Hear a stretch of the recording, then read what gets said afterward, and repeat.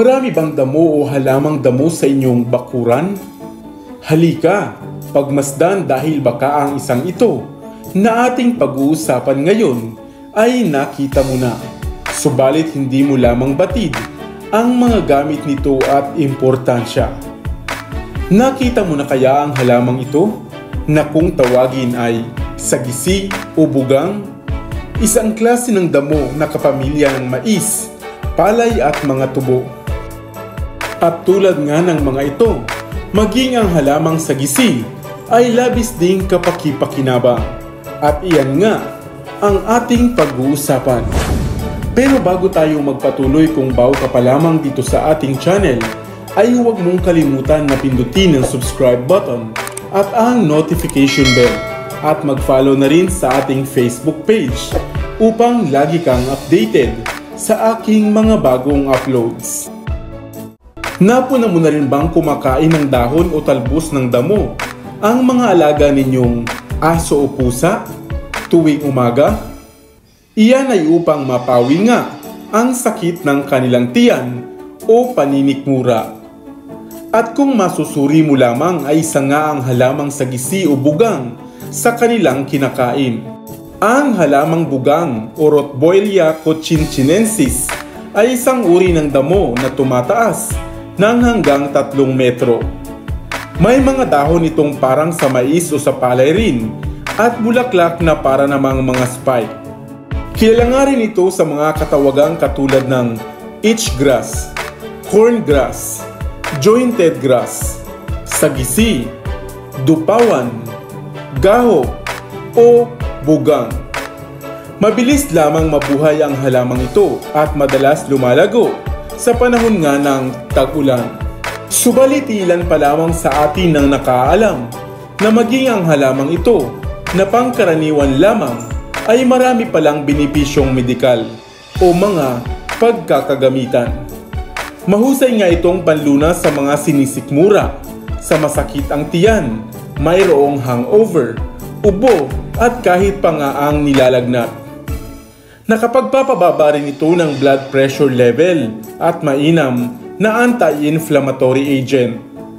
Ang halamang bugang rin ay mainam sa mayroong rayuma, gout at pananakit ng tuhod.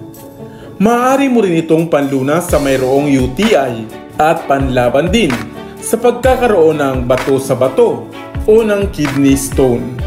Bagaman pangkaraniwan lamang ang halamang ito at nasa tabi-tabi lamang, ito pala ay mayaman sa mga coumarins, saponins, polysaccharides, beta-carotene at flavonoids na maraming tulong sa ating kalusugan. Subalit papaano nga ba gagamitin ang halamang katulad ng bugang? Tulad ng pagkonsumo ng mga hayop, maaari mo rin kainin ang ubod ng katawan nito. Kainin ito ng hilaw.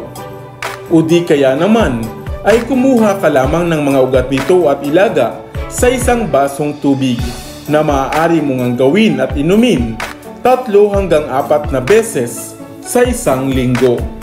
Isang klase ng damo na pinuputol lamang, hindi pinapansin, pero marami palang pakinabang. Dahil syempre, lamang ang may alam. Ikaw, napuna mo na rin ba ang halamang bugang sa inyong bakuran? Sana ay may bago kang natutunan sa videong ito.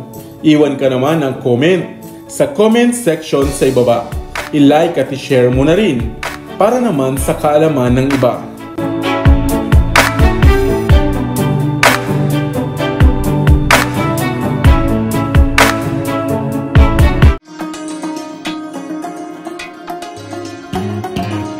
Madalas mo bang nakikita ang mga halamang damong ito? Kadalas ay makikitang tumutubo sa mga basang pader, malapit sa kanal, gilid ng kalsada o sa mga sapa at kailugan. Ito ang halamang alabong na di gaanong pinapansin ng karamihan. Subalit nag-uumapaw pala sa mga kagamitan.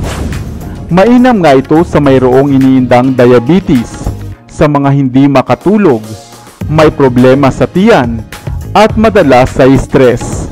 Baka nga ang halamang ito na ang inyong kailangan. Hello, what's up? Your best here. Sa videong ito ay ating alamin ang mga pakinabang, gamit at mga benepisyo sa atin ng halamang alabong na kadalasan nga ay hindi natin binibigyan ng pansin. Ang ating mundo ay binubuo ng napakaraming species at klase ng mga halaman, kahoy, puno at mga damo. Kaya marahil ay napuna mo na rin ang isang ito na kadalas ay makikitang tumutubo sa mga mamasamasang lupa, pader at bakanting lugar.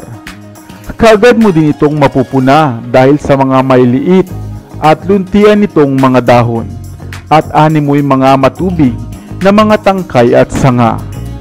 Ito ang halamang alabong, artillery plant, Ophilia microphylla. Batid mo ba na kahit ang klase ng halamang damong ito na napakaliit ay nag-uumapaw din pala sa mga kagamitan at maaaring ito na nga ang kailangan mong halamang herbal para sa inyong iniindang karamdaman. Ang halamang alabong ay isang napakainam na panlunas laban sa radiation na madalas ngang nakukuha natin dahil sa labis na paggamit ng mga gadget katulad ng cellphone. Sa pamamagitan nito ay maaari mong ma-flush out ang mga toxins at mga harmful bacteria sa ating katawan. Mainam din ito para sa mga kalalakihan na mayroong maliit na bilang o produksyon ng similya. Pinaniniwalaan ding makatutulong ang halamang damong ito laban sa mga mayroong diabetes, infeksyon, at problema sa bituka, gayon din laban sa asma o hirap sa paghinga. Kung sakali naman nahirap ka sa pagtulog bunga ng insomnia o stress, mabisa rin ang halamang ito na alabong. Maaari mo rin itong itapal sa mga sugat at galo sa balat sapagkat isa itong mainam na antibacterial agent at higit sa lahat ay mabisang source ng antioxidant. Kumuha ka lamang ng isang kuyom o isang dakot ng dahon at katawan ng halamang alabong. Pakuluan ito sa 2 baso ng tubig sa loob ng 5 hanggang 10 minuto at hatiin sa 3 bahagi para sa umaga, tanghali at gabi sa loob ng 1 linggo hanggang sa lubusan mo nang makita ang pagbabago sa inyong mga nararamdaman. Isang pangkaraniwang halaman lamang, hindi nga natin madalas pinapansin, pero napakahusay palang herbal. Ikaw, nakakita ka na rin ba ng halamang alabong? Ano naman ang tawag nito sa inyo? Sana may bago kang natutunan sa videong ito. Iwan ka naman ng comment sa comment section sa ibaba. I-like at i-share mo na rin para naman sa kaalaman ng iba.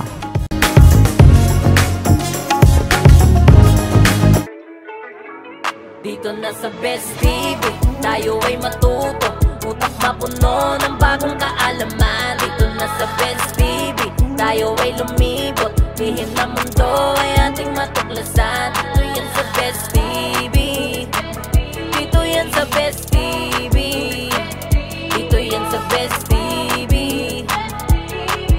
Sapagkat lamang ang laki may alam, dito yan sa Best TV.